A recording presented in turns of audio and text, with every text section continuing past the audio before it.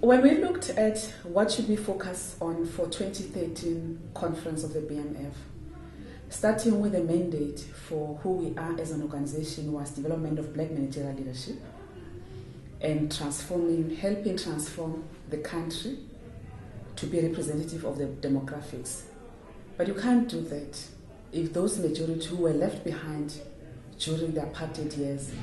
have not been coached, mentored, developed properly to be part of the solution making.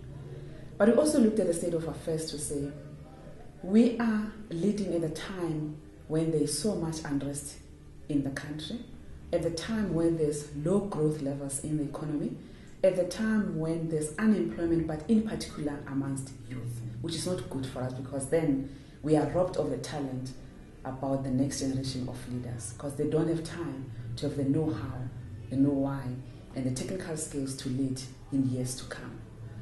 Then we thought, but what is it that we can sensitize the country about? And we all said, at the end of the day, it's about governance. That if there's good governance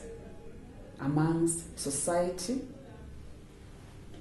or rather, if there's good governance by business and government, hopefully and alternatively, then that will build trust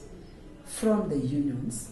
and from the society. And automatically, this results in effective leadership that the economy can then grow quicker and better, because instead of wasting time or delaying execution of plans and policies because others are disagreeing, the trust will automatically say,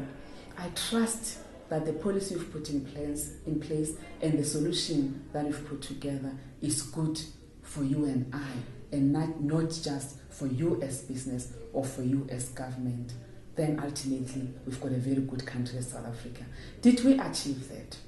So the first thing we wanted to achieve was the messaging. But let's talk about this and let's sensitize each other around what is good governance. And yesterday we listened to governance is about looking at where we are as a country now. And some of the speakers referred to South Africa's role in the continent,